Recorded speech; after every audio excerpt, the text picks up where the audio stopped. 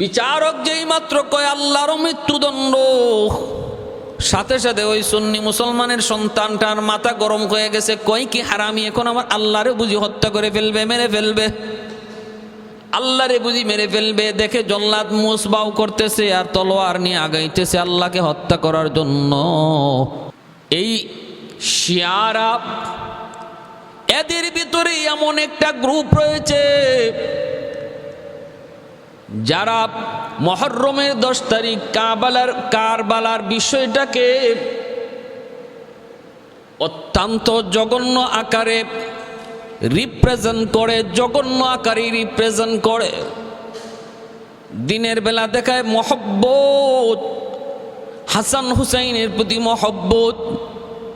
দিনের বেলা জশ্নে জলুস করে, দিনের বেলা তারা তাজিয়া মিছিল করে, নিজের গায়ের মধ্যে রক্ত ঝরায়, ছুরি দিয়ে আঘাত করে, হাই হাসান হাই হুসেন কয়া কয়া নিজের শরীরের মধ্যে রক্ত ঝরায়। কিন্তু রাতের বেলা কি করে শুধু যদি আপনারা শুনেন তাহলে অবাক হয়ে যাবেন, অবাক। আমি 12 গ্রুপের কথাই বলছি না, সমস্ত শিয়াদের কথা বলছি না, বলছি কিছু শিয়া যারা এই দলের, এই গ্রুপের। সন্ধ্যার সময় তারা একটা দরবার বসায়, দরবার সারাদিন হায় হাসান হায় হুসেন কয়া চিৎকার করে করে শরীরে রক্ত ঝরাইল। সন্ধ্যার পরে ওরা বৈশা একটা দরবার বসায়। এই দরবারে একজন বিচারক বসে, আর একজন উকিল হয়, আর একজন জল্লাদ থাকে, আর 5টা মূর্তি তারা ওই জায়গায় বানায় বানায় বাসায় বসায় রাখে।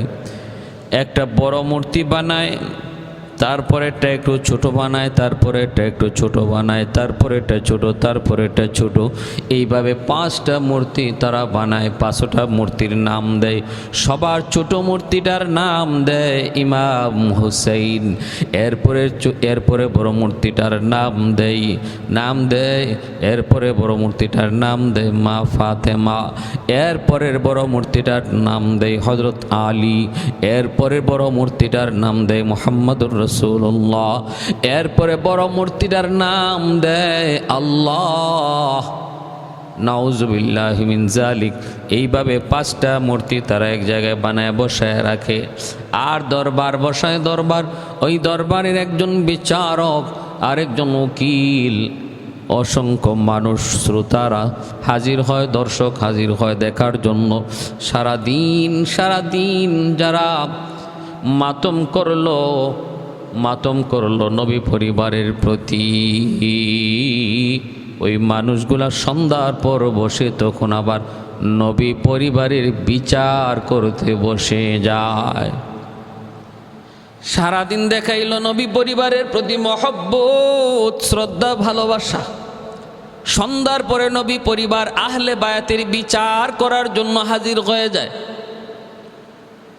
অনেক দর্শক উকিল দ্বারা বলতেছে মাননীয় আদালত, বিচারককে সম্বোধন করে কয় মাননীয় আদালত, কারবালার এই মর্মান্তিক ঘটনার জন্য ইমাম হুসাইন নিজেও দায়ী। সারাদিন হায় হুসেন করে রক্ত ঝরায়। সন্ধ্যার পরে বিচার বসায় কয় হুসাইনেরও দোষ আছে কারবালার প্রান্তরের এই মর্মান্তিক ঘটনার জন্য। নাউজুবিল্লাহি মিন যালিক। এই বিচার দেখার জন্য শিয়ারা যেমন হাজির হয়েছে, তেমন আমার একজন মুসলিম ভাই, সে ওদের অগোচরে সেও হাজির হয়ে গেছে। ছোট্ট একটা বালক, ছোট্ট বাচ্চাদের ভিতরে দেখবেন কিছু কিছু বাচ্চা আছে খুব টেকনা, খুব সাহসী, দুর্দান্ত সাহসী, ভয় নাই, ভয় পায় না। যদি তারে বাধা দেন ওই দিকে যেও না, সে আরও বেশি যায়। যদি বলা হয় এই কাজটা করিস না, তাহলে আরও বেশি গড়ে। শিশুকালেই বোঝা যায় তার সাহস, দুর্দান্ত সাহস। এমন একটা সুন্নি মুসলমানের ভিতর থেকে সুন্নি মুসলমানের এক ছোট্ট বালক, সে যে ঢুকলো আড়ালে এদের ওই আদালত, এদের বিচার কাজ দেখার জন্য। যেখানে কেউ ঢুকতে পারে না শুধু শিয়া ছাড়া, সেখানে একটা মুসলমানের সুন্নি মুসলমানের একটা ছোট্ট ভাই সেও ঢুকে গেল, খেয়াল করে নাই শিয়ারা। সে তো ওই জায়গায় ঢুকে সেও এই বিচার কাজ দেখতেছে ফাঁকি দিয়া। ভাইরা সে দেখতেছে হায় হায়, কই কি হারামির দলেরা কারবালার মর্মান্তিক ঘটনার জন্য ইমাম হুসাইন নিজেও বুঝি দায়ী, নিজেও বুঝি দায়ী, ইমাম হুসাইনও বুঝি দায়ী। এই কথা বলার পর কয় যা মাননীয় আদালত, আমি ইমাম হুসাইনের বিচার চাই। কেন দায়ী? কয় মক্কার সাহাবীরা এতজনে নিষেধ করলো হুসাইন তুমি যেও না। একজন দুইজন নয়, অনেকেই তারে নিষেধ করলো। এরপরও সে কেন সে নিষেধ মানলো না? কেন সে নিষেধ মানলো না? অতএব সে নিজেও দায়ী, নিজেও দায়ী। বিচার চাই, বিচার। বিচারক বলতেছে হ্যাঁ প্রমাণ হয়েছে হুসাইন নিজেও দায়ী, নিজেও দায়ী, তার শাস্তি হলো মৃত্যুদণ্ড, মৃত্যুদণ্ড। বিচারক যখন মৃত্যুদণ্ড রায় দিয়ে দিল, জল্লাদ তখন তলোয়ারটা হাতে নিয়ে ইমাম হুসাইনের যে মূর্তিটা আছে ওই মূর্তিটার কাছে যাইয়েই একটা কোপ দিয়া দেহটারে আলাদা করে ফেললো। আর যতগুলি শিয়া ওখানে দাঁড়ানো ছিল দেখার জন্য, ওই শিয়াগুলি তখন হাততালি দিয়া কয় ঠিক হয়েছে, ঠিক হয়েছে, বিচার ঠিক হয়েছে, ঠিক হয়েছে, ঠিক হয়েছে। ওইগুলি কয় বিচার ঠিক হয়েছে, ঠিক হয়েছে। জল্লাদে ইমাম হুসাইনের কল্লা আলাদা করে দিল। যে হুসাইনের নিয়ে সারাদিন রক্ত জড়াইল, দুনিয়ার মানুষে বুঝাইল এরা হুসাইন প্রেমিক, হুসাইনের জন্য নিজের জীবন দিতে পারে। সন্ধ্যার পরে ওই হারামিরা সেই হুসাইনের কল্লা আলাদা করে। কেন? তারও বুঝি দোষ আছে। এরপরে উকিল কয় মাননীয় আদালত, মাননীয় আদালত, কারবালার এই মর্মান্তিক ঘটনার জন্য ফাতেমারও দোষ আছে। হাসান হুসাইনের মা আলীর স্ত্রী ফাতেমারও দোষ আছে।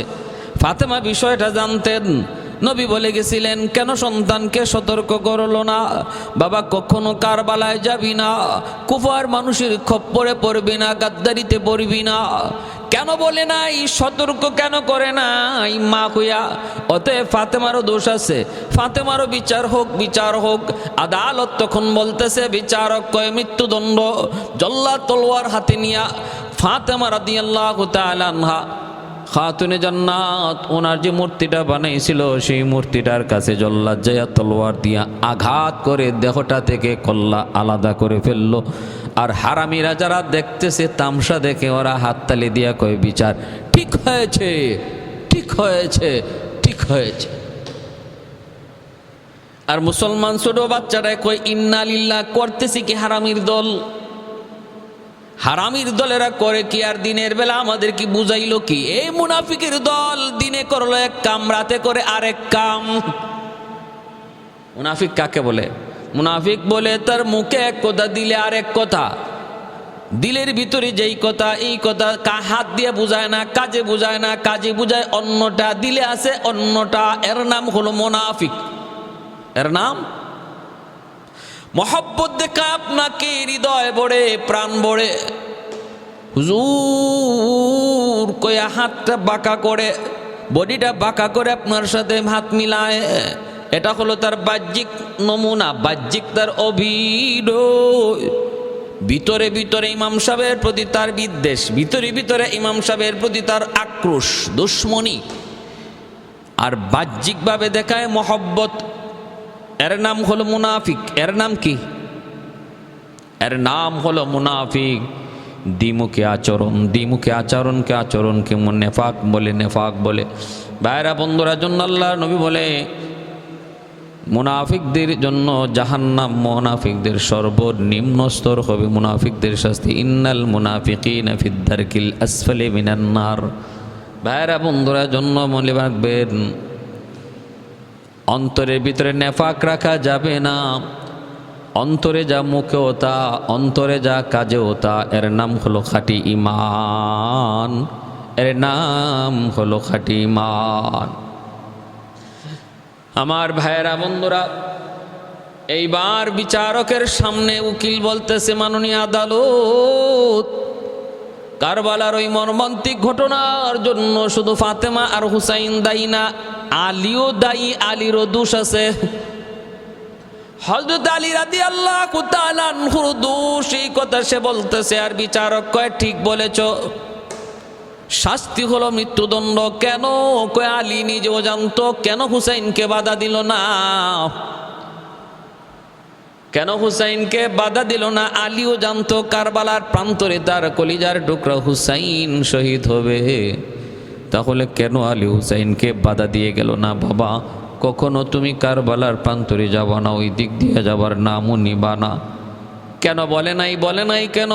সিফিনের যুদ্ধে হযরত আলী রাদিয়াল্লাহু তাআলা আনহু আমির মুআবিয়া রাদিয়াল্লাহু তাআলা আনহুর সাথে যখন যুদ্ধ হয়েছিল, এই কারবালার প্রান্তরে দিয়ে আলী যাওয়ার সময় কাফেলাকে থামায় দিলেন। আর তিনি বললেন, এই মাঠটা তো মনে হয় পরিচিত পরিচিত, এই মাঠটা বুঝি ফুরাত নদীর কিনারায়? বলে, হা। নাম কি? কয়, নাম হলো কারবালা।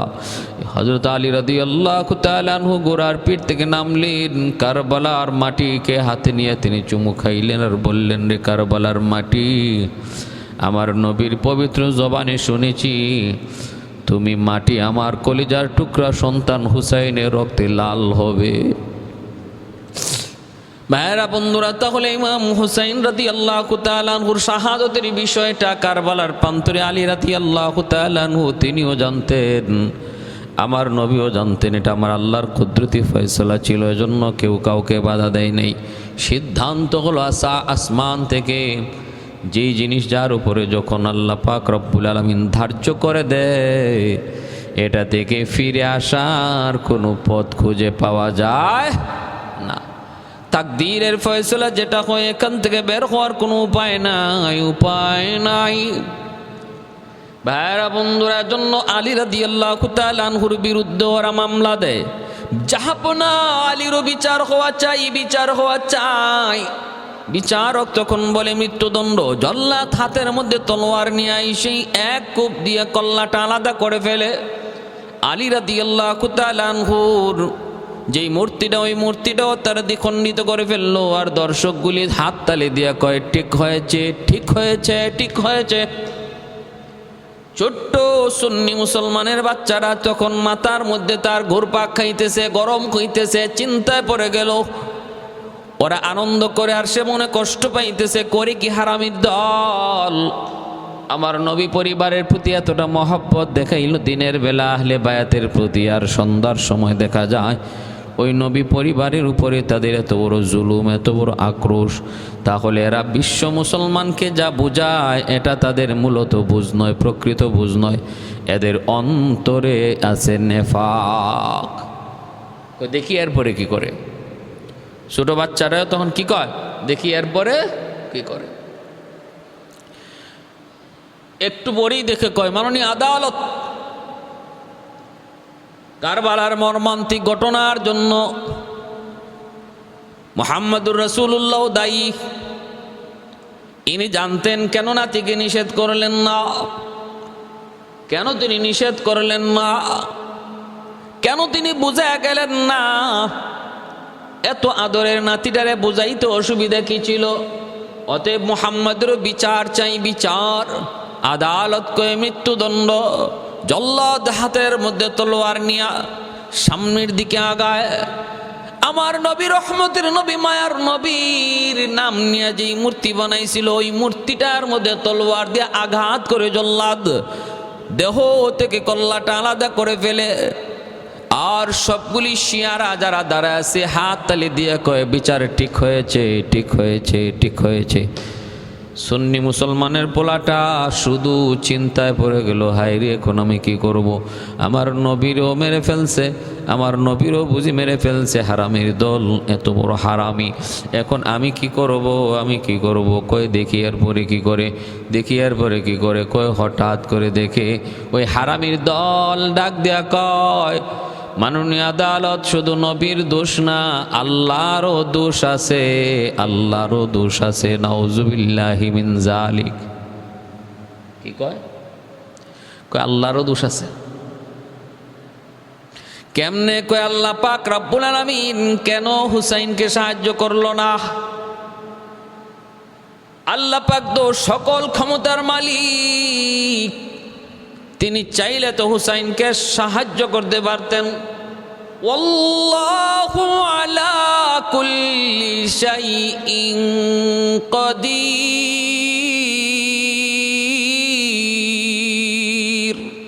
সকল কিছুর উপরে তিনি ক্ষমতাবান। তিনি তো চাইলে পারতেন, কেন তিনি সাহায্য করলেন না? বদরের ময়দানে মাত্র 313 জন, দুশমন ছিল 1000, বিজয় হয়েছে মুসলমানের 1000, 3000, 5000 ফেরেশতা আল্লাহ পাঠাইলেন। মুসলমানের পক্ষে ফেরেশতারা যুদ্ধ করলো, জিব্রাইলে আমিন কমান্ডার হলেন, বিজয় মুসলমানের হলো। এমনিভাবে একটা দুইটা যুদ্ধ নয়, উহুদের যুদ্ধে মুসলমানের বিজয়, খন্দক যুদ্ধে মুসলমানের বিজয়, মুতার যুদ্ধ, এত বড় যুদ্ধ, মাত্র 3000 মুসলমান, দুশমন হলো 2 লক্ষ, সেখানেও মুসলমানের বিজয়, মুসলমানের বিজয়। ভাইরা ইয়ারমুকের যুদ্ধ, সৈন্য মাত্র 60 জন, আর দুশমন হলো 60,000।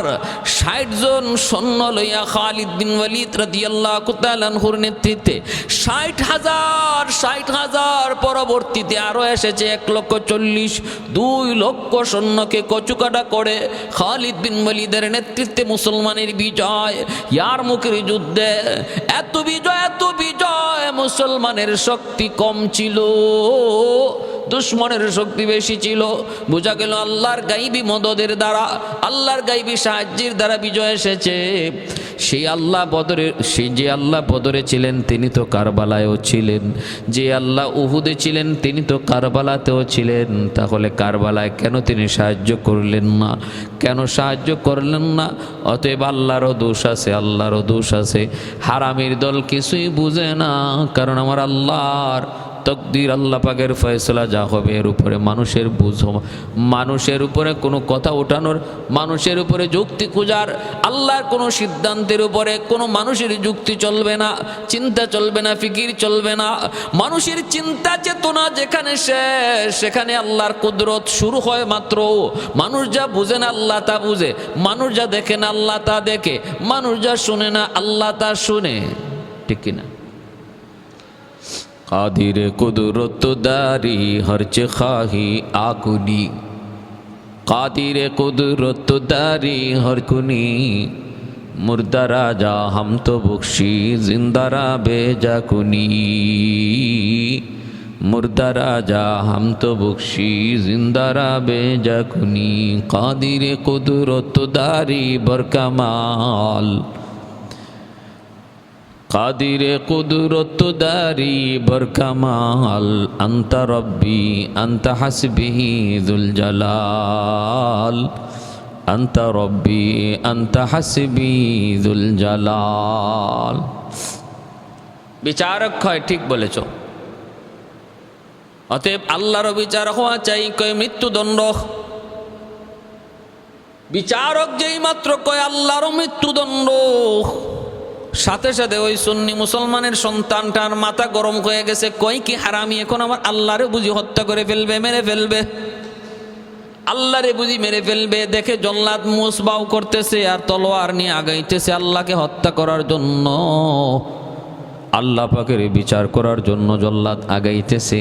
ওই অবস্থায় সুন্নি পোলাটা আর নিজের সামলায় রাখতে পারলো না, একটা দৌড় দিয়ে আল্লাহর মূর্তিটারে নিজের বগলের মধ্যে লইয়া দিছে এক দৌড়। শিয়ারা তার পিছনে পিছনে দৌড়ায়, সেও সামনের দিকে দৌড়ায়, আল্লাহর মূর্তি লইয়া সামনের দিকে দৌড়ায়। শিয়ারা তার পিছনে পিছনে দৌড়ায়, দৌড়াইতে দৌড়াইতে তারা একদম মুসলমান সুন্নি এলাকায় যায় ঢুকে পড়ছে। সেও ওই বাচ্চাটাও তখন এলাকার মধ্যে ঢুকে পড়ছে। এলাকার মানুষজন দেখলো শিয়ারা তাদের একটা বাচ্চারে দৌড়াইতেছে, সাথে সাথে তারাও এই বাচ্চার পক্ষে বের হয়ে গেল। শিয়ারা যখন দেখছে মুসলমান দাঁড়ায় গেছে, তখন আর তারা এই দিকে আসে নাই। দেশীয় অস্ত্র নিয়ে তারা আগাইতেছিল ওই বাচ্চাটাকে হত্যা করার জন্য। কিন্তু যেই মাত্র দেখলো মুসলমানও ওই বাচ্চার পক্ষ নিয়ে নিছে, তখন তারা আর সামনে আগায় নাই, ফিরত চলে গেছে। আল্লাহরে আর হত্যা করতে পারে নাই। এই বাচ্চা, এই পোলাটা, এই বালকটা আল্লাহ পাকের মূর্তিটা নিজের বগলের মধ্যে নিয়ে আইসা এলাকার মানুষের মধ্যে পড়লো। ভিড় হয়ে গেল মানুষের। কয় কি রে বাবা, কি হয়েছে একটু বল। কয় কি আর বলবো রে ভাই, আমার আগে একটু পানি খাওয়া, আমার ভিতর শুকায় গেছে, ভিতর শুকায় গেছে। কি দেখলাম, কি দেখলাম? একটু পানি খাওয়াইছে। কয় কনা কনা কি হয়েছে? কয় কি আর বলবো, হারামিরা সারাদিন যা করেছে সব ছিল ভাউতাবাজি আর ধোঁকা। নবী পরিবারের প্রতি যে মহব্বত দেখাইছে সারাদিন, নিজের রক্ত শরীর থেকে রক্ত জড়াইয়া, সব তাদের অভিনয়। মূলত ওদের অন্তরে আমার নবীর পরিবারের প্রতি বিদ্বেষ। কেমনে বুঝলি? কই রে ভাই, আমি ঢুকে গেছিলাম ফাঁকি দিয়া অবস্থা দেখার জন্য, এদের পরিস্থিতি বুঝার জন্য। আমাকে দেখে নাই, কেউ টের পায় নাই। এরপরে ডুইকে দেখি তামসা আর তামসা। কারবালার ঘটনার জন্য ইমাম হুসাইনকে দায়ী কইরা হুসাইনের মাথাটাও আলাদা করে দিল। এরপরে মা ফাতেমার মাথাটাও আলাদা করে দিল, উনারও দোষী বানাইলো। এরপরে আলীরও দোষী বানাইলো, মাথাটা আলাদা করে দিল। আমার নবী রহমতের নবীরও একটা মূর্তি বানায় রাখলো।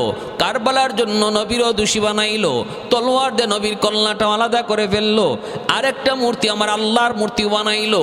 ওই মূর্তি আল্লাহর মূর্তির উপরও তারা অভিযোগ তুললো, আল্লাহরও নাকি কারবালার ঘটনার জন্য দোষ আছে, অতএব আল্লাহর বিচারও করবে।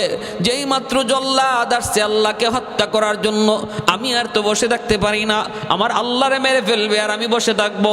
দৌড় দিয়া জীবনের রিস্ক লইয়া, জীবনের রিস্ক লইয়া আমি আল্লাহরে বগলে লইয়া দৌড়ে চলে আসছি। পিছনে পিছনে ধাওয়া দিছে, পায় নাই। মুসলমানরা তখন বলতেছে, বাবারে ভালো করছো রে বাবা, যেইভাবে তোর পিছনে এরা ধাওয়া করেছিল, যদি লাগাল পাইতো তাহলে তোরে মেরে ফেলতো, আল্লাহ তোরে বাঁচাইছে। যদি পাইতো তোরে মেরে ফেলতো, আল্লাহ তোরে বাঁচাইছে।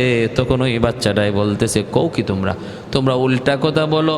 আল্লাহ আমারে বাঁচাইলো কেমনে? আমি তো আল্লাহরে বাঁচাইলাম। যদি আল্লাহরে বগলে কইরা আমি লইয়া না আইতাম, তাহলে ওরা তো আল্লাহরে মেরে ফেলতো। শিশু বাচ্চাটার বুঝ যদ্দুর অদ্দুরই বলছে। ওর বুঝটা হলো আল্লাহর মূর্তিরে মেরে ফেললে আল্লাহরে মেরে ফেলা হয়ে যায়। এর এই বুঝটাই নাই। তামাম দুনিয়ার যদি আল্লাহর মূর্তি দিয়ে ভরে ফেলে আর সব মূর্তি একে একে ধ্বংস করে, তবু আল্লাহর কিছু আসে যাবে না, আল্লাহর খুদাইর কোনো ঘাটতি হবে না। এই বুঝটা এই বাচ্চার নাই। সে মনে করছে আল্লাহরে বগলে লইয়া সে আল্লাহরে বাঁচাইয়ে নিছে। আমাদের সমাজেরও কিছু মানুষ আছে এমন, যারা মনে করে আমরা নামাজ রোজা পড়ার দ্বারা, হালাল পথে হালাল হারাম মান্য চলার দ্বারা আমরা খুদাই টিকাইয়া রাখছি, আমাদের এবাদত বন্দিগির দ্বারা আল্লাহ টিকে আছে। না না, আমি যদি আল্লাহর বন্দিগি নাও করি, আল্লাহ পাকের বিন্দু পরিমাণও কোনো খুদাইয়ের ভিতরে কমতি আসবে না। তামাম দুনিয়ার সমস্ত মানুষ যদি আল্লাহকে আল্লাহ না মানে, তবু আল্লাহর কোনো কম হবে না। আর মিছিল করে যদি আল্লাহর বিরোধিতা করে, তবুও খুদাই চলে যাবে না। কারণ আল্লাহ কারো বুটে আল্লাহ হন নাই, খুদা কারো বুটে খুদা হন নাই। ঠিক না? আমার আপনার বুটে আল্লাহ হন নাই। চেয়ারম্যান আমার আপনার বুটে চেয়ারম্যান হয়েছে, এমপি আমার আপনার বুটে এমপি হয়েছে, মন্ত্রী আমার আপনার বুটে মন্ত্রী হয়েছে, প্রধানমন্ত্রী আমার আপনার বুটে হয়েছে। অতএব জনগণ যেদিন চাইব, যতদিন চাইব ততদিন থাকবো, যেদিন চাইব না সেদিন থাকবে না। কিন্তু আল্লাহ তার বান্দার বুটে আল্লাহ হন নাই। এজন্য তামাম দুনিয়ার সমস্ত বান্দারা, তামাম দুনিয়ার সমস্ত মানুষরা যদি আল্লাহর বিরুদ্ধে মিছিল করে, আল্লাহর বিন্দু পরিমাণ কোনো কমতি হবে না, বিন্দু পরিমাণ তার পাওয়ার কমে যাবে না। তিনি যেমন আছেন তেমন থাকবেন। অতএব এবাদত বন্দেগী করার দ্বারা আল্লাহর কোনো ফায়দা নাই, এবাদত বন্দেগী না করার দ্বারা আল্লাহর কোনো ক্ষতি নাই। করার দ্বারা লাভ আমাদের, না করার দ্বারা ক্ষতিও আমাদের। ঠিক কিনা ভাই? ঠিক তেমনিভাবে আমার আপনার নবী, রহমতের নবী, মায়ার নবী, দয়ার নবীর আদর্শ মতো চললে, নবীর আদর্শকে নিজের আদর্শ বানাইলে নবীর কোনো লাভ, বিষয়টা এমন না। আমরা নবীর আদর্শ মান্না নবীর কোনো উপকার করতেছি, বিষয়টা এমন না। নবীর নবী মান্না নবীর নবুয়ত টিকায় রাখছি, এমনও বিষয়টা না। আল্লাহ পাক বলে, তোমরা দুনিয়ার সমস্ত মানুষ যদি আমার নবীকে নবী না মানো, কোনো অসুবিধা নেই। আমি আল্লাহ আমার রসুলকে রসুল হিসাবে স্বীকৃতি দিয়েছি, এটাই তার জন্য যথেষ্ট। মুহাম্মাদুর রাসূলুল্লাহ ওয়াল্লাযীনা মাআহু আশিদ্দাউ আলাল কুফফারি রুহামাউ বাইনাহুম মুহাম্মাদুর রাসূলুল্লাহ। আল্লাহ পাক রব্বুল আলামিন তিনি নিজেই ঘোষণা দিয়েছেন, মুহাম্মাদুর রাসূলুল্লাহ। আমার আপনার নবীর নামের শেষে রাসূলুল্লাহ শব্দটা আল্লাহ নিজে বলেছেন। এই কথা দ্বারা বুঝাই দিলেন দুনিয়ার কাফির কুফফারের দল, এই দুনিয়ার বেদিন বেঈমানের দল, তোরা যদি আমার বন্ধু মুহাম্মদের নামের শেষে রাসূলুল্লাহ শব্দ না মানো, কোনো অসুবিধা নাই। আমি আল্লাহ আমার বন্ধুর নামের শেষে রাসূলুল্লাহ শব্দ যুক্ত করে দিলাম কোরআনের আয়াত বানাইয়া। তোমরা যদি রাসূলুল্লাহ নাও বলো, কিয়ামত পর্যন্ত আমি আল্লাহর কোরআন থাকবে, কোরআন সাক্ষী হয়ে থাকবে আমি আমার বন্ধুকে রাসূল হিসাবে মেনে নিয়েছি। আর তাম দুনিয়ার সমস্ত মানুষ তোমরা যদি আমি আল্লাহকে আল্লাহ না মানো, তাতেও আমি আল্লাহর কোনো অসুবিধা নাই। তোমাদের ভিতর থেকে আমার একজন গোলাম নাম মুহাম্মাদুর রাসূলুল্লাহ, তিনি আমাকে আল্লাহ হিসাবে স্বীকৃতি দিয়া রওজায়ে আতহারে শুয়ে আছে। তার একা স্বীকৃতি আমি আল্লাহর জন্য যথেষ্ট। মোহাম্মদ হামিদে হাম খোদা বস, খোদা দরমদাহ আফরি মুস্তফা বস, খোদা দরমদাহ আফরি মুস্তফা বস। এজন্য রে ভাই মনে রাখবো, আমার আপনার নবী রহমতের নবী, মায়ার নবী, দয়ার নবীর ইজ্জত সম্মান নবীর তরিকা মতো চললে বাড়বে, নবীর ইজ্জত বাড়বে। বিষয়টা এমন না, আমার নবীর আদর্শ মতো যদি আমরা চলি আমাদের ইজ্জত বাড়বে। কে বাড়ায় দিবে? আল্লাহ বাড়ায় দিবে। আমি যদি নবীর আদর্শ মতো চলি, নবীকে নবী মানি, সব কথায় যদি নবীকে নবী মানি, নামাজের মধ্যে আমার কিবলা হবে বাইতুল্লাহ, জীবনের কিবলা হবে মুহাম্মাদুর রাসূলুল্লাহ, এই নীতিতে যেই মানুষটাই চলবে আল্লাহ পাক তার দুনিয়া আখিরাতের ভিতরে কামিয়াবি দান করবে। দুনিয়ার ভিতরে ইজ্জত সম্মান আল্লাহ তারে দান করবে। যতদিন পর্যন্ত মুসলমান জীবনের কিবলা বানাইছে মুহাম্মাদুর রাসূলুল্লাহ, জীবনের কিবলা বানাইছে মুহাম্মাদুর রাসূলুল্লাহ, ইবাদতের কিবলা বানাইছে বাইতুল্লাহ, ততদিন পর্যন্ত মুসলমানের ইজ্জত ছিল, সম্মান ছিল, মুসলমানের জয়গান বিজয়ের পতাকা পথ পথ করে উড়েছে। যেদিন থেকে মুসলমান জীবনের কিবলা মুহাম্মাদুর রাসূলুল্লাহকে বাদ দিয়া দিছে, মর্জিয়ার চিন্তা চেতনা ইউরোপীয় কালচারকে নিজের জীবনের কিবলা বানায় নিছে, সেই দিন থেকে মুসলমানের কপালে পরাজয়, মুসলমানের কপালে হলো লাঞ্ছনা আর গঞ্চনা। প্যারা বন্ধুরা, রে যুবক, তোমাকে একটু অনুরোধ করে বলবো, রে যুবক, একটু চিন্তা করে দেখো কত বড় নবীর উম্মত তুমি, কত বড় নবীর উম্মত তুমি। সকল নবীর নাম আল্লাহ কোরআনের মধ্যে নিয়েছেন, কিন্তু তোমার আমার নবীর নাম আল্লাহ কোরআনের মধ্যে নিয়ে নাম ধরে কখনো ডাক দেয় নাই। আদম নবীর নাম আল্লাহ নিয়েছেন, ইয়া আদম উসকুন আনতা ওয়া যাওজুকাল জান্নাহ, হে আদম স্ত্রী নিয়ে তুমি জান্নাতে থাকো।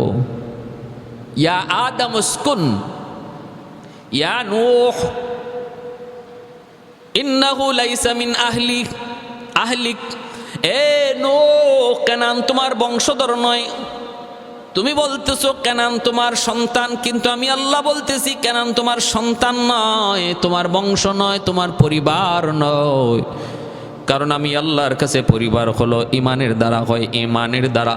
তোমার সন্তান কেনানের ইমান না থাকার কারণে তার সাথে তোমার কোনো সম্পর্ক নাই। মুসলমানের সম্পর্ক তৈরি হবে ইমানের মাধ্যমে। ইমান আছে তো তার সাথে আমার সম্পর্ক আছে। ভাইরা বন্ধুরা, জন্য খেয়াল রাখবেন, মনোযোগ দিয়ে শুনেন রে আল্লাহর গোলাম, আমার সন্তান যদি ইমান না থাকে, ইমান না আনে, তাহলে আল্লাহর দৃষ্টিতে সে আমার পরিবার নয়। আর যদি আরেক ভাই ইমান আনে, তার সাথে রক্তের সম্পর্ক নাই, পৃথিবীর অন্য প্রান্তে, আমি এক প্রান্তে সে অন্য প্রান্তে, আল্লাহ বলে সেই হলো তোমার পরিবার। তাহলে মুসলমানের পরিবার রক্তের দ্বারা নয়, ইমানের দ্বারা। মুসলমানের পরিবার রক্তের বন্ধনে নয়, ইমানের বন্ধনে। এটা আল্লাহর দেওয়া। এজন্যই তো বদরের ময়দানে মুসআব ইবনে উমাইর রাদিয়াল্লাহু তাআলা আনহু, ওনার হাতে ছিল ইসলামের পতাকা। আর আজিজ ইবনে উমাইর ছিল তার আপন ভাই, তার হাতে হলো কাফিরদের পতাকা।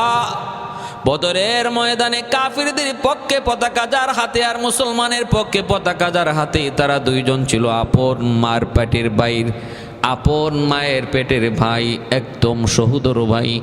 ভাইরা বন্ধুরা, ইসলাম এই কথা শিখায় দেশে, শোনো ভাই তখনই তোমার ভাই হবে যখন তার মধ্যে ঈমান পাওয়া যাবে। ঈমান যদি না থাকে ভাইয়ের সম্পর্ক ইসলাম স্বীকৃতি দেয় না। ভাইরা বন্ধুরা, হযরত আবু বকর সিদ্দিক রাদিয়াল্লাহু তাআলা আনহু বদরের ময়দানে তিনি আমার নবীর পক্ষে, আর আবু বকর সিদ্দিকের সন্তান হলো আবু জাহেলের পক্ষে। যেই সন্তান পরবর্তীতে কালেমা পড়ে মুসলমান হয়েছেন, মুসলমান হওয়ার পরে তিনি বলতেছেন বাবাকে, বাবা বদরের যুদ্ধে আপনি আমার সামনে 3 বার পড়েছেন কিন্তু আমি তলোয়ার চালাই নাই। সিদ্দিক আকবর বলেন কেন চালাও নাই? কয় আপনি আমার আব্বা। আবু বকর সিদ্দিক বলে বাবা শুন, কাফির কুফার বেদিন বেঈমান যুদ্ধ করে ক্ষমতার জন্য, দুনিয়ার লোভে, দুনিয়ার শান শৌকত ইজ্জত কামাই করার জন্য। আর মুসলমান যুদ্ধ করে আল্লাহর জন্য, আল্লাহর জন্য। মুসলমান যুদ্ধ করে আল্লাহর জন্য, এই কথা প্রমাণ দেওয়ার জন্য যুদ্ধ করে। মালিক তোমার জন্য আমি সব ছাড়তে পারি, তোমার জন্য সন্তান ছাড়তে পারি, তোমার জন্য বিবি ছাড়তে পারি, তোমার জন্য জীবন দিতে পারি, এই কথার প্রমাণ দেওয়ার জন্য মুসলমান যুদ্ধ করে। এ বাবা আমি 3 বার পড়ছি তোর সামনে, তুই তলোয়ার চালাও নাই, কিন্তু আমার কথা শোনো, তুমি যদি একবার আমার সামনে পড়তা, একবার শুধু আমার চোখের সামনে পড়তা, একটা আঘাতে তোমার কল্লাকে দ্বিখণ্ডিত করে দিতাম। এই কথা প্রমাণ দেখানোর জন্য মালিক আমি আবু বকরের কাছে আমার সন্তানের চেয়ে তোমার মহব্বত বেশি।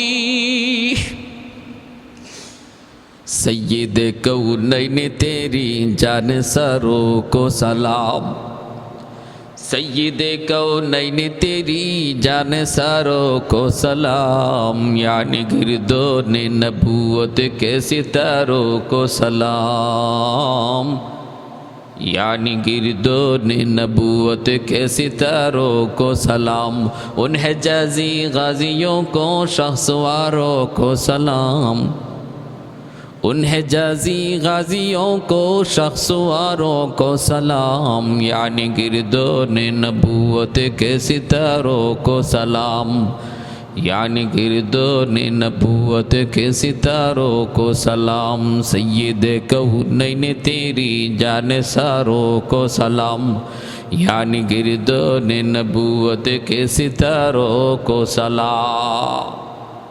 হাজারো সালাম নবীর সাহাবায়ে কেরামের প্রতি, যাদের এত বড় ত্যাগ, এত বড় কুরবানির কারণে আজ ইসলাম আমরা পেয়েছি। কি পরিমাণ ত্যাগ আর কুরবানি ছিল। এরে যুবক, এজন্য বলতেছি শুনো, নূহ নবীর আল্লাহ ইয়া নূহ কয়ে ডাক দিছে, ইব্রাহিম নবীর আল্লাহ ইয়া ইব্রাহিম, কাদ সাদ্দাকতা রুইয়া ইন্না কাযালিকা নাজজিল মুহসিনিন। ও ইব্রাহিম, কই আল্লাহ ইব্রাহিম কয়ে ডাক দিছে, ইয়া ইয়াহইয়া খুদিল কিতাবা বিকুওয়া। আল্লাহ পাক রব্বুল আলামিন নবীদেরকে এইভাবে ডাক দিছে, ওমা তিলকা বিয়ামিনিকা ইয়া মূসা। আল্লাহ পাক নাম ধরে ডাক দিছে, কিন্তু তোমার আমার নবীর আল্লাহ কেমনে ডাক দিছে শুনবানি। ইয়া আইয়ুহার রাসূল, ইয়া আইয়ুহান নবী, ইয়া আইয়ুহাল মুজাম্মিল, ইয়া আইয়ুহাল মুদ্দাসির। ওগো আমার মায়ার নবী, মায়ার রাসূল, ও চাদরওয়ালা, ও চাদরওয়ালা। এইভাবে আল্লাহ সম্বোধন করেছেন। ও মুহাম্মদকে আল্লাহ কোথাও ডাক দেন নাই। সুবহানাল্লাহ। এতটা মহব্বত, এতটা ভালোবাসা, এতটা মহব্বত, এতটা ভালোবাসা আমার নবীর প্রতি আল্লাহ পাকের ছিল। এজন্যই তো ভাইরা নবীর গুণগান, নবীর প্রশংসা, আমার নবীর আলোচনা শুধু আমার নবীর জন্মের পর থেকে নয়, নবীর জন্মের 1000 বছর আগে ও নবীর কথা আলোচনা হয়েছে তাওরাত কিতাবে। আমার নবীর জন্মের 1000 বছর আগেও তাও জাবুর কিতাবে আলোচনা হয়েছে নবীর আলোচনা। এমনিভাবে সকল আসমানি কিতাবে আমার নবীর জীবনী নিয়ে আলোচনা হয়েছে, তাওরাত কিতাবে আলোচনা হয়েছে, তাওরাত কিতাবে আলোচনা হয়েছে। আমার ভাইয়েরা বন্ধুরা, একটা দুইটা নয়, অসংখ্য অগণিত সহিফার মধ্যে আমার নবীর নাম নিয়ে আলোচনা হয়েছে। হ্যাঁ, সব জায়গায় নবীর গুণগান, নবীর আলোচনা হয়েছে। এজন্য বলতেছি রে ভাই, মনে রাখবেন নবীর জন্মের 1000 বছর আগের একটা ঘটনা আমি আপনাদেরকে শোনাই। নবীর জন্মের 1000 বছর আগে কি হয়েছিল ভাইরা বন্ধুরা? আমার নবীর জন্মের 1000 বছর আগে ইয়ামেনের একজন বাদশাহ, যার নাম ছিল তুব্বাই আউয়াল হিময়ারি। ওই তুব্বাই আউয়াল হিময়ারি সে 400 জন আলেমকে সাথে নিয়া, কয়শো? 400 জন আলেমকে সাথে নিয়া তুব্বাই আউয়াল হিময়ারি সে বের হয়েছে। কোথায় যাবে? কয় মক্কা শরীফ যাবে। কোথায় যাবে? কয় মক্কা শরীফ যাবে। 1,30,000 পদাতিক বাহিনী, আবার হলো কি 1,32,000 অশ্বারোহী। কত বড় বিশাল বাহিনী! 400 জন আলেম, 1,32,000 অশ্বারোহী, 1,30,000 পদাতিক বাহিনী নিয়ে আসে কাবা শরীফ দেখার জন্য, মক্কা শরীফ দেখার জন্য সে রওনা দিয়েছে। কবে?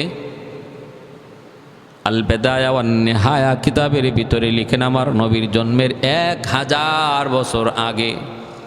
আর ঈসা আলাইহিস ইসলামের জন্মের 430 বছর আগে। ঈসা আলাইহিস ইসলামের জন্মের 430 বছর আগে বাইতুল্লাহর কাছে চলে আসলো। কিন্তু এত বড় বিশাল বহর, এরপরও বাইতুল্লাহ থেকে খানায় কাবার আশপাশ থেকে মক্কা থেকে মানুষজন তাকে সুস্বাগতম জানানোর জন্য কেউ বের হলো না। বাদশার মাইন্ডে বড় লাগলো। এইবার বাদশাহ বলতেছে, আমার বড় কষ্ট লাগলো। ঘটনা কি? কেউ তো আমার সম্মানে বের হলো না, কেউ তো হলো না। আমি এত বড় একজন বাদশাহ, এত বড় বিশাল বাহিনী নিয়ে আসলাম, কিন্তু মক্কার মানুষ আমাকে সুস্বাগতম জানাইল না কেন? এই চিন্তায় বাদশাহ বিভোর হয়ে গেল। তখন 400 জন আলেম তারা বলতেছে, জাহাপনা, এটা আপনি মনে কিছু নিবেন না, কারণ মক্কার মানুষের কাছে আছে বাইতুল্লাহ খানায় কাবা, এই ঘর আল্লাহর ঘর, এই ঘরের ইজ্জত তাদের কাছে সবচেয়ে বেশি। এই ঘরের চেয়ে ইজ্জত বেশি এমন কোনো বস্তু দুনিয়ায় নাই। এজন্য তারা এই ঘরকে পিছনে রেখে কারো সম্মানে মক্কা থেকে বের হয় না। যদি আল্লাহর ঘরকে পিছন দিয়া কারো সম্মানে মক্কা থেকে বের হয়, তাহলে আল্লাহর ঘরের সম্মান নষ্ট হয়। আল্লাহর ঘরের চেয়ে ওই ব্যক্তিকে সম্মান বেশি দেওয়া হয়ে যায়, এজন্য ওরা বের হয় না। কথাই নাকি? এই ঘর আমারে আজকে আমার ইজ্জত দেওয়া থেকে বাধা হয়ে দাঁড়ালো, ঠিক আছে, আমি এই ঘর ভেঙে ফেলব। শয়তানি বুদ্ধি মাথায় ঢুকাইয়ে দিছে। শয়তানি বুদ্ধি, বলুন তো, আল্লাহর ঘর ভাঙবে আর ঘরের মালিক তাকায় তাকায় শুধু দেখবে না? আপনার ঘর ভাঙতে আসবে আর আপনি তামসা দেখবেন? কখনো না। গায়ের শক্তি থাকতে আপনি বাধা দিবেন। নিজের ঘরই যদি ভেঙে ফেলে, তাহলে আর নিজের ইজ্জত থাকে কি? উলামায়ে কেরাম বুঝাইতে চাইলেন, বাদশা এমন কাজ আপনি করবেন না, সব জায়গায় হাত দিবেন না, সব জায়গায় তামসা করা চলে না, এমনটা করবেন না। কয় না না, আমি ভেঙে ফেলবো। উলামায়ে কেরামের কথা বাদশা মানল না। সব কথা মানে, কিন্তু এটা মানল না। মাথার মধ্যে সিট উঠছে, রক্ত চড়ে গেছে। আল্লাহর ঘর বাইতুল্লাহ ভেঙে ফেলবে, কারণ এই ঘর তার সম্মানে বাধা হয়ে দাঁড়াইছে।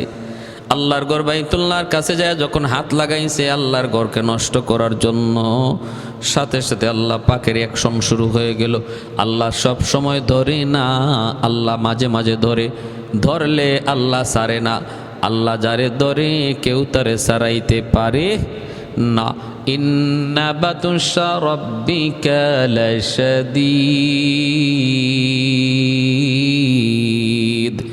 আল্লাহ পাকের ধরা বড় কঠিন ধরা। আল্লাহ সুযোগ দেয়, সুযোগ দেয়, সুযোগ দেয়, সাথে সাথে আল্লাহ কাউকে ধরে না। ফেরাউনও আল্লাহ সুযোগ দিয়েছে 350 বছর, এরপরে ধরছে। এমন ধরা ধরছে লোহিত সাগরে চুবায় চুবায় আল্লাহ মারছে, পানিতে চুবায় চুবায় ফেরাউনকে মারা হয়েছে। কতবার যে কইছে মুসার খুদার উপরে ঈমান আনলাম, মুসা মুসা মুসা তোমার খুদার উপরে ঈমান আনলাম, আমারে বাঁচাও। এমনও বলছে আল্লাহ তোমারে মানি, কিন্তু জিব্রাইল বলছেন যে না, আর সুযোগ নাই, আর সুযোগ নাই। আযাবে নিপতিত হওয়ার পর যদি কেউ তওবা করে, তওবা আল্লাহ কবুল করে না। সাকরাত শুরু হয়ে যাওয়ার পরে যদি কেউ তওবা করে, তওবা আল্লাহ কবুল করে না। আযাবের পতিত হওয়ার আগে যদি কেউ তওবা করে, আল্লাহ তার তওবা কবুল করে। সাকরাত শুরু হওয়ার আগে যদি কেউ তওবা করে, আল্লাহ তার তওবা কবুল করে। পশ্চিম দিগন্তে সূর্য উঠবে, তওবা কবুল হবে না। সাকরাত শুরু হলো মানে তার জীবনের পশ্চিম দিগন্তে সূর্য উঠে গেল। কেউ আযাবে পড়ে গেল মানে তার জীবনের পশ্চিম দিগন্তে সূর্য উঠে গেল, তার আর তওবা কবুল হবে না। এজন্য আমার আপনার তওবা করার সময় সাকরাত শুরু হওয়ার আগ পর্যন্ত মনে রাখবা। কার কখন সাকরাত শুরু হবে তা তো কেউ জানি না ভাই। কার কখন সাকরাত শুরু হবে এটা তো কারো জানা নাই। এজন্য প্রতিটা মুহূর্ত হলো আমার তওবা করার সময়, প্রতিটা মুহূর্তই হলো আমার তওবা করার টাইম। আল্লাহর কাছে অনুনয় বিনয় করা, অনুতপ্ত হওয়া, আল্লাহ জীবনে বহু ভুল করেছি, আল্লাহ তুমি আমার ভুলগুলি মাফ করো, সামনের জীবনে আর কোনো ভুল করব না, এইভাবে আল্লাহর কাছে মাপ চাওয়া। ভাইরা বন্ধুরা, এজন্য বলতেছিলাম তুব্বায়াম ওয়াল হিমিয়ারি আল্লাহর ঘর বাইতুল্লাহ হাত দিয়েছে, সাথে সাথে আল্লাহ পাকের অ্যাকশন শুরু হয়ে গেল। অ্যাকশন কেমন অ্যাকশন শুরু হয়েছে? নাক, মুখ, চোখ, বডির সমস্ত ছিদ্র দিয়ে রক্ত বের হওয়া শুরু হলো। অজ্ঞান হয়ে পড়ে গেল বাদশাহ। এরপরে বাদশার কাছে হেকিম ডাক্তার কবিরা জানা হলো তার চিকিৎসার জন্য। বাদশাহ বলতেছে আমার চিকিৎসা করে কোনো লাভ নাই, চিকিৎসায় কোনো ফল হচ্ছে না। উলামায়ে কেরাম বলে চিকিৎসায় কোনো ফল তোমার হবেও না। একটাই পথ আছে, একটাই পথ আছে, যার সাথে বেয়াদবি করেছো তার কাছে তুমি ক্ষমা চাও। কারণ তোমার আগুন লাগছে আসমানে, পানি দেওয়া হচ্ছে জমিনে।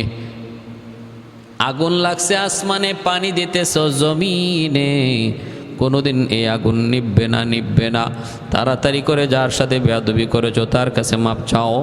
আবার তারে আল্লাহর ঘর বাইতুল্লাহ দইরা আনলো, কোনো রকম দইরা দইরা বাইতুল্লাহ আইনা হাত লাগাইয়া আল্লাহর কাছে কাঁদতেছে, মালিক আমি ভুল করেছি, আমি বুঝি নাই তোমার ঘরের ইজ্জত, তোমার ঘরের সম্মান, আল্লাহ আমি বুঝি নাই। সাথে সাথে আল্লাহ পাক তার তওবা কবুল করে নিয়েছে। এজন্যই তো আল্লাহর নাম রহমান, আল্লাহর নাম হলো রহিম। এজন্যই তো আমার মালিকের নাম রহমান। বিসমিল্লাহির রহমানির রহিম। আল্লাহ পাক রব্বুল আলামিন একটা সাইনবোর্ড লাগাই দিল, কোরআন পড়বা আগে তুমি এই কোরআন পড়বা আগে শিরোনাম তুমি পড়ে নাও বিসমিল্লাহির রহমানির রহিম। এর ভিতরে আমার আল্লাহর ইসমে আজমের নাম আছে, আল্লাহর দুইটা সিফাতি বড় বড় নাম আছে, রহমান আর রাহিম। এত বড় একটা আল্লাহ পাকের জাতি নাম আল্লাহ। ওই আল্লাহ নামের ভিতরে আল্লাহর যত গুণ বাচক নাম আছে সবের ভিতরে আছে। আল্লাহ নামের ভিতরে রহমান আছে, রহিম আছে, রাজ্জাক আছে। আল্লাহ নামের ভিতরে আল্লাহ পাক রব্বুল আলামিনের যতগুলি সিফাতি নাম, কাদির আল্লাহ পাকের যতগুলি নাম, রাজ্জাক আল্লাহ পাকের যতগুলি নাম, হাই কাইয়ুম, সবগুলি নাম আল্লাহর নামের ভিতরে আছে। কিন্তু সিফাতি নামগুলার ভিতরে একটা আর একটার ভিতরে নাই। রহমানের ভিতরে রহিম নাই, রহিমের ভিতরে রহমান নাই, রহমানের ভিতরে রাজ্জাক নাই, রাজ্জাকের ভিতরে রহমান নাই।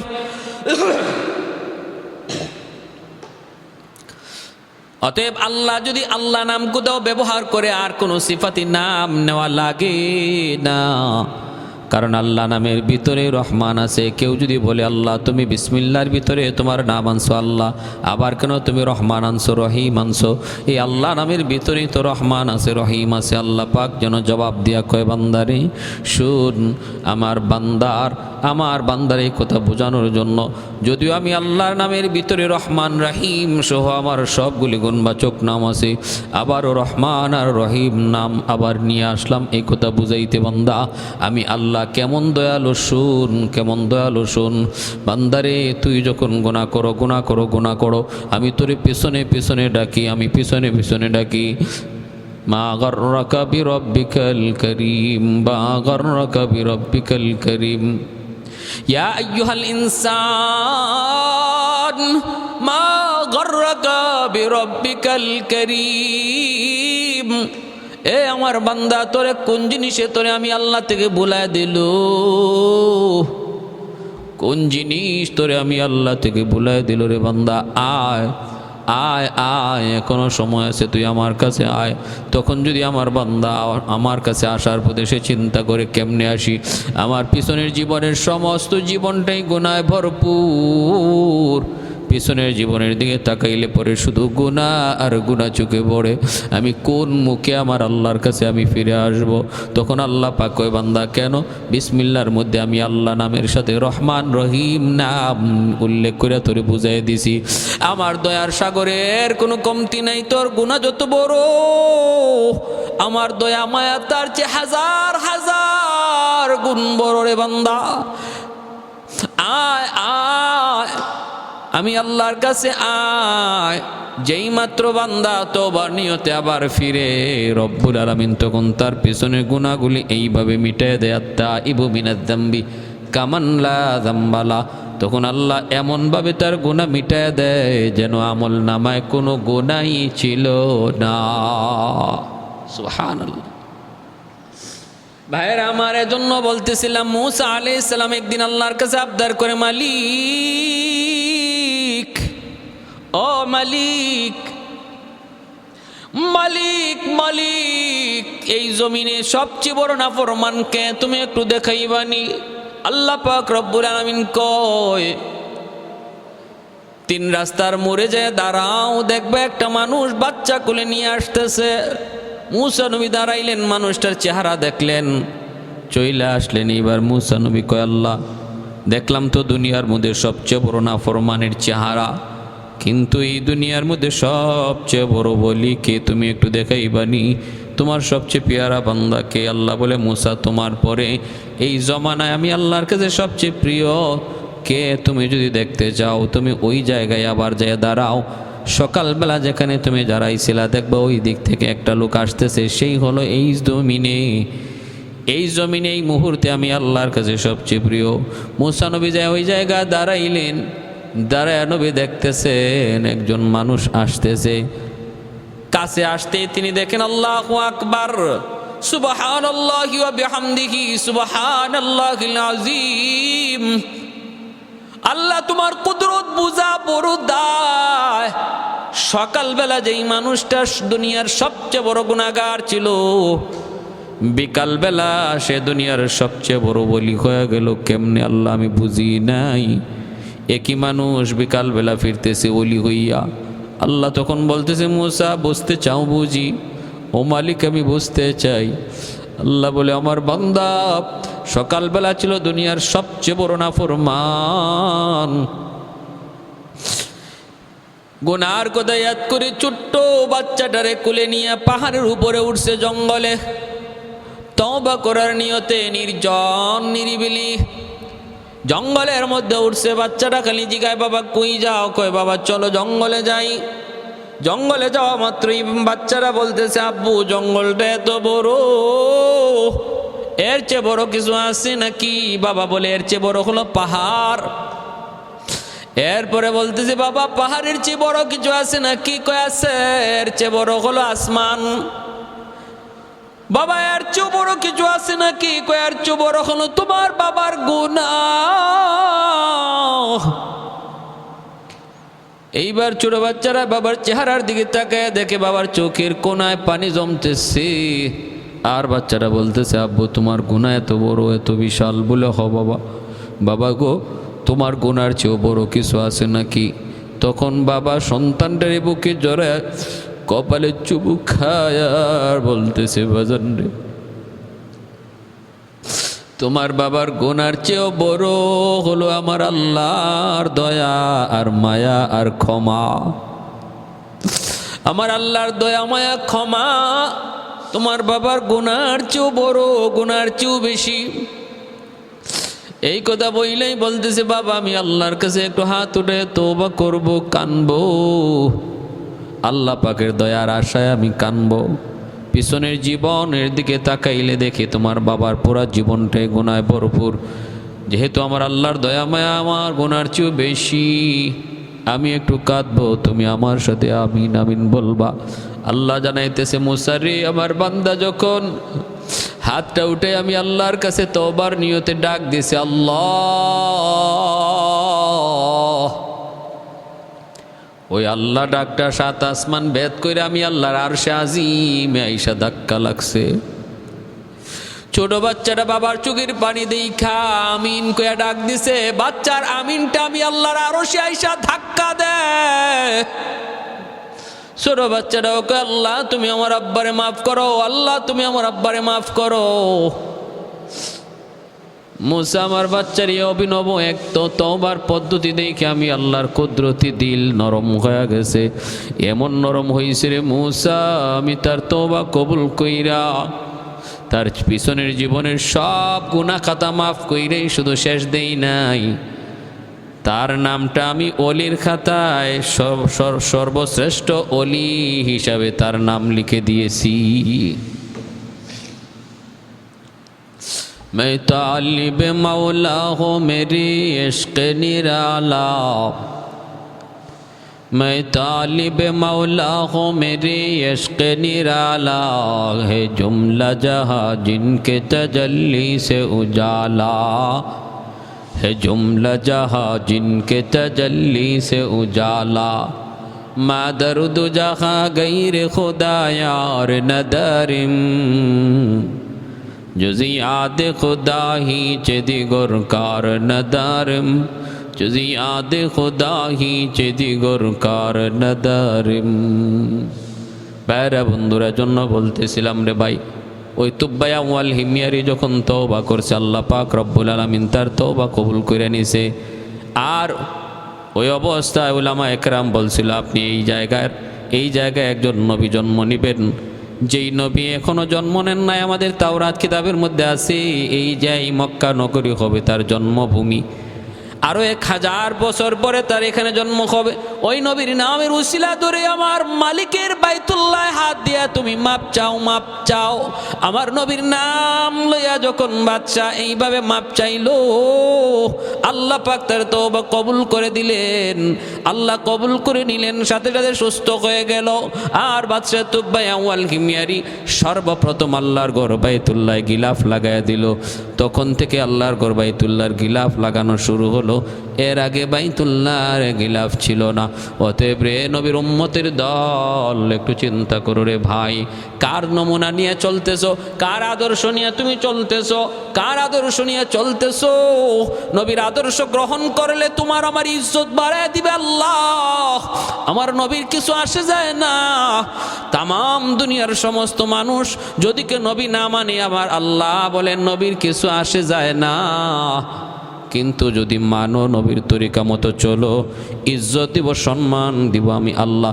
যতদিন পর্যন্ত দুনিয়ার মুসলমান আমার নবীকে জীবনের কিবলা বানায়া চলছে, ততদিন পর্যন্ত দুনিয়াতে মুসলমানের ইজ্জত ছিল, সম্মান ছিল। আজকের এই বিশ্ব পরিস্থিতি, মুসলমানের ইজ্জত নাই, সম্মান নাই, মুসলমানের কদর নাই। এই জায়গা থেকে যদি উঠে আসতে হয়, তাহলে একটাই পথ, ইহুদিদের কালার ছেড়ে দাও, দুশ্মনদের রং ছেড়ে দাও, মদিনাওয়ালার রং ধরো। যুবক, আমি বলি না তুমি কলেজে পড়তেছো তুমি পাঞ্জাবি পরো, আমি বলি না তুমি কলেজে পড়তেছো আমার লেবাস পরে তুমি চলো, আমি বলি তুমি যেখানে আসো সেখানে সেই ইউনিফর্ম পরে তুমি চলো, অসুবিধা নাই। তবে অন্তরের ভিতরে আমার নবীকে রাখবা, নামাজের টাইম হলে নামাজ পড়বা, দাড়ি রাখার বয়স হলে তুমি দাড়িটা রাখবা। যুবক, দাড়ি ফালায়ও না। মা বোনদেরকে বলবো, মারে পর্দা করার বয়স হলে পর্দা করবা। এইভাবে তুমি চলো, যেখানে আসো যে অবস্থায় আসো আমার নবীর আদর্শটাকে মাইনা চলো। আল্লাহ পাক অতীতের বিজয় আর সম্মান আবার আল্লাহ ফিরে দিবে। আল্লাহ আমাদের সবাইকে অল্প কথাগুলোর উপর আমল করার তৌফিক আল্লাহ দান করুন। ওয়া আখির দাওয়ানা আনিল হামদুলিল্লাহি রব্বিল আলামিন।